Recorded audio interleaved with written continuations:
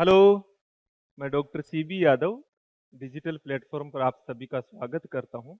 और दोस्तों, आज हम सेकंड ग्रेड का जो द्वितीय प्रश्न पत्र है उसमें लोक प्रशासन विषय की तैयारी कैसे करें, इस पे मैं मेरे कुछ अनुभव आपसे साझा करूंगा।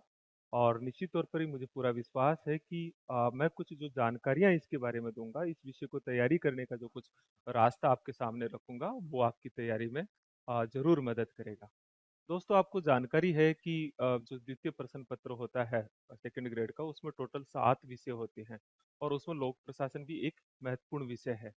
हर विषय से लगभग 17 या 18 क्वेश्चन, अगर हम नंबरों की बात करें तो 34 से लेकर 36 नंबर तक हर विषय को में क्वेश्चन देखे गए हैं। हालांकि ऐसा कोई फिक्स क्लासिफिकेशन नहीं दे रखे हैं, लेकिन इसके भीतर अगर हम देखते हैं तो पब्लिक एडमिनिस्ट्रेशन का महत्व मैं इन 7 विषयों में सबसे महत्वपूर्ण मानता हूँ। मैं ये बात इसलिए नहीं कर रहा हूँ कि पब्लिक एडमिनिस्ट्रेशन मेरा अपना विषय है, लेकिन इस विषय के भीतर एक चीज है, वो है कि इस विषय के 6 पॉइंट जो दिए हुए हैं सिलेबस में, उन 6 पॉइंटों में से 3 पॉइंट जो है, विशेषकर 4 ऊपर के जो टॉपिक है, वो पूरी तरह से थ्योरेटिकल पार्ट है। और ये एक वो विषय है जिसकी पहले से आपकी कोई लिंक नहीं होता। हिस्ट्री है, ज्योग्राफी है, इकोनॉमिक्स है, या पॉलिटिकल साइंस है। तो ये विषय ऐसे होते हैं जो फर्स्ट पेपर में भी आप थोड़ा थोड़ा कनेक्ट रहते हैं या उसको पढ़ते हैं। और मैं तो ये कहता हूँ, थोड़ा थोड़ा नहीं, ज्यादातर पार्ट लगभग कनेक्ट ही होता है। अगर दोनों को साथ मिला करके भी पढ़ ले तो कोई दिक्कत नहीं है। लेकिन पब्लिक एडमिनिस्ट्रेशन विषय एकदम तो नया है। फिर इसमें थ्योरी का पार्ट हो रहा है। फिलोसफी भी मैं निश्चित तौर पर कहता हूँ कि फिलोसफी भी एक महत्वपूर्ण आपके लिए चुनौती है। लेकिन फिलोसफी जो विषय है वो बहुत कुछ आपके जीवन के नजदीक चला जाता है। लेकिन पब्लिक एडमिनिस्ट्रेशन का थ्योरी का पार्ट ज्यादा होने से ये चुनौती बना हुआ है। दूसरी एक चीज और है इस विषय में जो आपके लिए चुनौती है, वो ये है कि इस विषय की बाउंड्री नहीं बताई गई। जैसे सिलेबस जो खोला गया, उस सिलेबस में मेरा एक पिछला वीडियो आप देखें तो आपको पता लगेगा कि सिलेबस को सिर्फ लिख दिया गया है। कुछ शब्द जैसे theories and principle of public administration.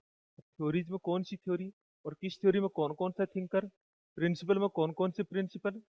तो ये एक है। जैसे डिसीजन मेकिंग एक टॉपिक लेते हैं, लेकिन डिसीजन मेकिंग में कौन कौन से थिंकर्स के विचारक लोग हैं। तो इस तरह से ये जो इसका पार्ट है वो डिफाइन नहीं है। और यही वजह है कि इसमें आप जो एक तरह से मैं कहता हूँ कि हमें कोई, मेरे को ऐसे शब्द यूज तो नहीं लेना चाहिए, लेकिन मार्केट का जो एक कचरा मटेरियल होता है उसको लेके आप तैयारियां कर रहे होते हो कि हाँ मेरा पब्लिक एडमिनिस्ट्रेशन भी तैयार हो गया, तो आपका कंसेप्ट भी नहीं बनता है। और फिर आप जो है वो 1 वीक सीरीज से, या ऐसे टीचर्स जिनकी पब्लिक एडमिनिस्ट्रेशन, क्योंकि पब्लिक एडमिनिस्ट्रेशन एकेडमिक लेवल पे बहुत कम है।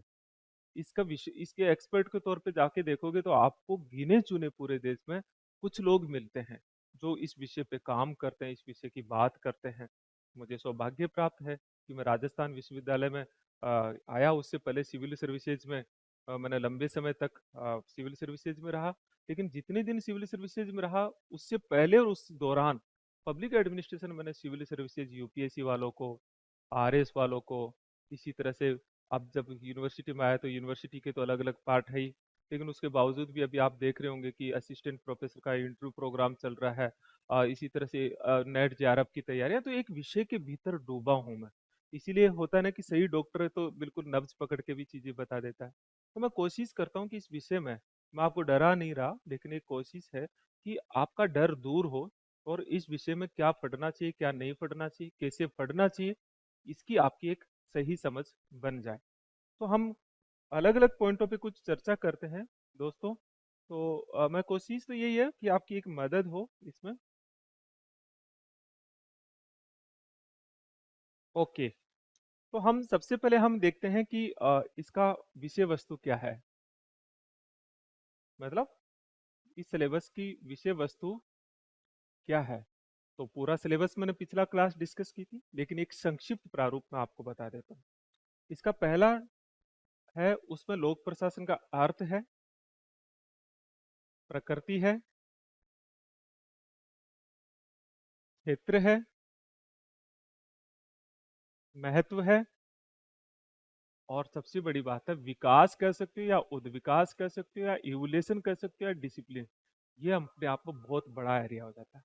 ये इसका होराइजन को बढ़ा देता है। कुछ भी कंसेप्ट हो सकते हैं, क्योंकि लोक प्रशासन के विषय के विकास का मतलब है जहां से विषय शुरू हुआ और आज जहां है, उसके बीच की जितनी भी संकल्पनाएं हैं, चलो गहराई नहीं, लेकिन नाम तो पूछ ही सकते हैं, दी किसने ये तो पूछ ही सकते हैं, पुस्तक किसने लिखी है तो पूछ ही सकते हैं। इसलिए ये एक मोटी मोटी समझ होना जरूरी है। दूसरा इसका अगर हम पार्ट देखते हैं, इसका अगर हम दूसरा पार्ट देखते हैं, तो वह है लोक प्रशासन के सिद्धांत। सिद्धांत का मतलब यहाँ समझना पड़ेगा, थ्योरीज।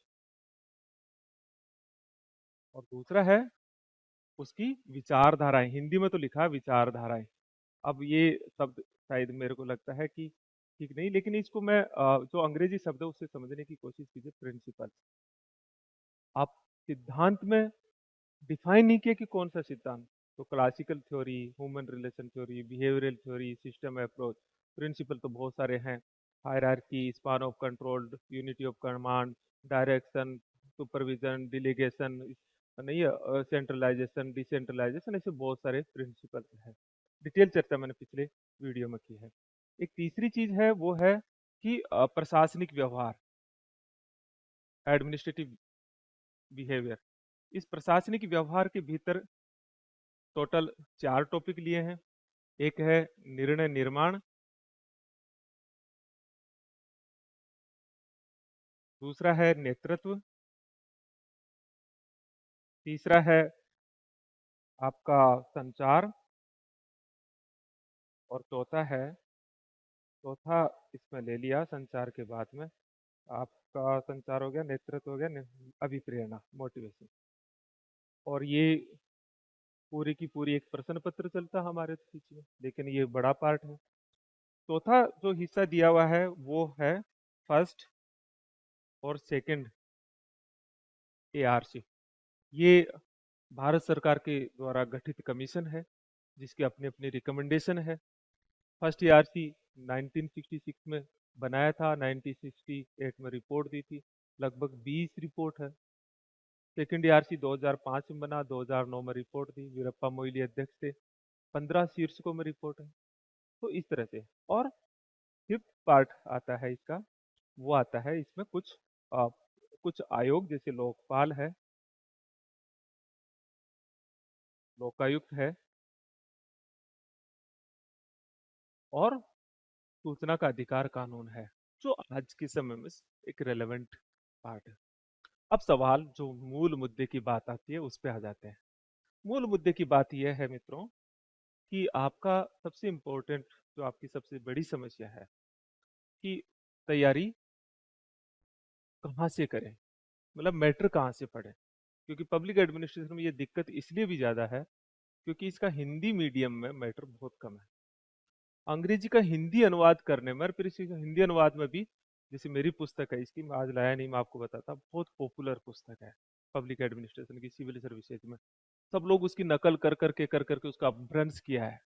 आप कभी मार्केट में जाओ तो जरूर देखिएगा कि सीबी यादव जी की लोक प्रशासन की जो पुस्तक है वो दिखाइएगा, और उसके 2 पेज पढ़ते ही आपको पता लग जाएगा कि पब्लिक एडमिनिस्ट्रेशन का सिंप्लीफाई करना, उसकी पकड़ होना, वो किसे कहते हैं। शुरू के 2 पेज पढ़ लीजिए आप, ज्यादा नहीं। आपको पहला पेज में लोक प्रशासन का अर्थ, बीच में कोई एक पेज निकाल के पढ़ेंगे तो पता लगेगा कि पब्लिक एडमिनिस्ट्रेशन बेसिकली इसकी लिखावट कैसे होती है, इसका ओरिजिनल पार्ट कैसा होता है। नहीं है, ज्यादातर पुस्तकों ने क्या किया, जो पुरानी हमारी जैसे ऑथर्स की पुस्तक है, जब हम लोग सिविल सर्विसेज की तैयारी किए थे, और फिर यूनिवर्सिटीज के अलग अलग एकेडमिशियन के तौर पर तैयारी कर रहे हैं आज, तो हमारी दिक्कत क्या है कि हमको अंग्रेजी लिटरेचर को पढ़ करके फिर उसका मीनिंग निकालना पड़ता है। अब हिंदी भाषियों के लिए बड़ी चुनौती होती है। और फिर जो ज्यादातर करते क्या है, इसका सॉफ्टवेयर से ट्रांसलेशन करके बुक पब्लिश कर देते हैं। इसलिए पब्लिक एडमिनिस्ट्रेशन की पुस्तकों को अगर आप पढ़ते हो, बच्चा पढ़ता है, तो उसका सिर फटने लग जाता है। और यही वजह है कि पब्लिक एडमिनिस्ट्रेशन को जाकर के वो 1 वीक सीरीज टाइप की छोटी सी एक, वो 40-50 पेज की एक छोटी सी बुकलेट खरीद लाते हो, और आप सेकंड ग्रेड की तैयारी समझ लेते हो उसको। और मैं आपकी गलती नहीं मानता इसमें, क्योंकि अगर आप टेक्स्ट बुक के अंदर जाते हो तो उसके भीतर सिर मार करके उसको समझना बड़ा चुनौती हो जाता है। आप पब्लिक एडमिनिस्ट्रेशन को जो पढ़ाते हैं, उनकी भी अपनी समस्या है, मैं उनकी भी कोई ऐसा नहीं कहता कि उनको आता नहीं है, लेकिन मैटर के तौर पर उनकी अपनी प्रॉब्लम है, कि वो उन हिंदी मीडियम की पुस्तकों को पढ़ करके पब्लिक एडमिनिस्ट्रेशन की समझ बना करके फिर नोट्स बना करके आपको पढ़ाएं, तो ये तो बहुत मुश्किल काम हो जाएगा, क्योंकि उनकी समझ नहीं बनेगी। सही समझ तो अंग्रेजी माध्यम के भीतर हम डिटेल से जब इसको पढ़ते हैं तभी बन पाती है। ऐसा मेरे साथ भी हुआ, तब मैं आपको ये बात कह पा रहा हूँ आज ये। तो तो क्या चीज है कि क्या पढ़े, लेकिन क्या पढ़े उससे जरूरी ये भी जरूरी है कि हम इसमें क्वेश्चन कहाँ कहाँ से आते हैं। तो पहले तो मैं क्या पढ़ना चाहिए, इस पे थोड़ा आपका जो सबसे ज्यादा जिज्ञासा है उसको बता देता हूँ। क्या पढ़ना चाहिए, तो इसमें मैं सबसे पहले कहूंगा कि सिलेबस के टॉपिक को सिलेक्ट कर लो, और सिलेबस के टॉपिक को सिलेक्ट करके आपको फिर उन टॉपिकों का मैटर कहाँ से निकाल सकते हो, तो कुछ सोर्स बता सकते हो। वो एक दो तो नहीं, लेकिन कुछ सोर्स, लेकिन उन सिलेबस के टॉपिक को निकाल के आप टाइप फोटो स्टेट करवा के कैसे आप एक जगह करोगे, तो इसके सोर्स कुछ जगह से आपको मिल सकते हैं। जैसे एनसीईआरटी की तो आती नहीं है इसमें, एक तो माध्यमिक शिक्षा बोर्ड की पुस्तक आती है।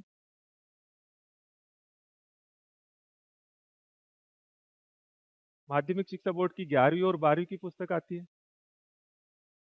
11वीं और 12वीं। इसमें ये 11वीं की पुस्तक भी ले लो ना तो काम चल जाएगा, क्योंकि थ्योरी का पार्ट इसी में है। 11th का और 12th की ले लो, 12th में तो कोई जरूरी नहीं, लेकिन 11th वाली बुक में भी काम हो जाएगा ये। लेकिन इस पुस्तक की दिक्कत ये है कि इस पुस्तक में मैंने देखा है कि भाषा तो ठीक ठीक है, मतलब आप पढ़ना चाहो तो ठीक है, लेकिन पूरा मैटर नहीं है इसमें। बहुत सारे क्वेश्चन ऐसे, जैसे पिछले सालों के देखोगे तो कई क्वेश्चन ऐसे हैं जो इस पुस्तक से तो कवर नहीं होंगे। तो फिर मेरा दूसरा सजेशन ये है, आप कोशिश करो तो इसके भीतर लोक प्रशासन की लिखा मैंने आरएस पर है, ये आरएस के लिए सिविल सर्विसेज के लिए लिखा, हालांकि कोई सीधा सीधा कहा नहीं है मैंने, लेकिन लिखा सिविल सर्विसेज की। तो लोक प्रशासन की जो सिविल सर्विसेज की हिंदी और इंग्लिश मीडियम की मेरी पुस्तक है, डॉक्टर सीबी यादव के तौर पर, आप देखेंगे कि तो इससे इससे जो जो टॉपिक आप पढ़ोगे तो आपको मजा आएगा उसमें, क्योंकि बहुत सरल भाषा में और कंसोलिडेट मैंने लिखा है और सारे एरियाज को कवर किया है। एक हिंदी मीडियम और बुक आप ले सकते हो जो बहुत अच्छी बुक है, लोक प्रशासन सिद्धांत और व्यवहार। ये पुस्तक का कुछ चैप्टर बहुत शानदार है, और इसका राइटर है वो है सुरेंद्र कटारिया।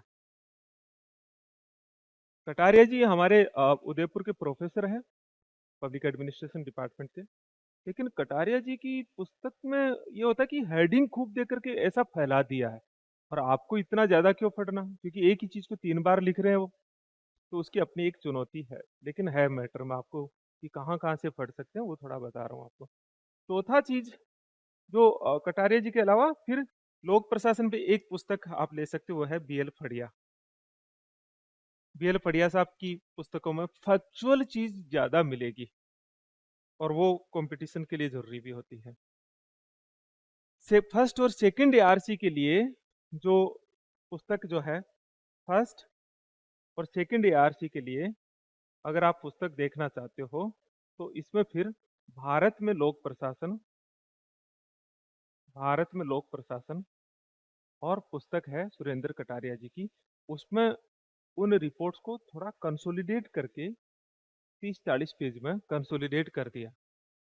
अदरवाइज फिर आपको इसमें जाना पड़ेगा, तो आपको जाना पड़ेगा वो है इंटरनेट, नेट पे जाइए भैया, आपको गूगल पे जाइए, मैं गूगल पे जाके ओरिजिनल चीज को निकाल के देखिए, वो बड़ा हार्ड टास्क हो जाएगा। लोकपाल लोकायुक्त के लिए भी आप सुरेंद्र कटारिया जी की बुक ले सकते हो, और इसमें एम लक्ष्मीकांत की अगर आप देखिए तो लोकपाल लोकायुक्त के लिए, लोकपाल लोकायुक्त, लोकायुक्त और आरटीआई के लिए अगर आप देखो, तो आप इंडियन पॉलिटी की पुस्तक आती है एम लक्ष्मीकांत की, उस पुस्तक से आप मैटर ले सकते हैं। लेकिन इन सबके साथ में अगर आप और डीपली मैटर्स ढूंढना चाहते हो, तो फिर मैं आपको एक सोर्स और बताता हूँ। इनके सबके अलावा एक एक्स्ट्रा जो मुझे लगता है बहुत पावरफुल मैटर है, वो है इग्नू का। नहीं, इग्नू का मैटर भी अगर आप इन सब टॉपिकों का सिलेक्ट करें तो वहां से भी ले सकते हो, तो थोड़ा ज्यादा हो गया। लेकिन आपको सोर्स मैंने आपको बताया एक ऑथेंटिक सोर्स के तौर पर, इनसे लेके आप कंसोलिडेट नोट्स बना सकते हो। लेकिन मित्रों, ये एक स्टूडेंट के तौर पे आप इतने विषय तैयार करते हो, मैं मानता हूँ कि बहुत हार्ड टास्क होता है, लेकिन मैं ये भी जानता हूँ कि जब क्वेश्चन पेपर बनाते हैं हम लोग, आप सोचिएगा, मैं वो प्रोसेस बताता हूँ आपको, आपको थोड़ा चीज़ समझ में आएगी।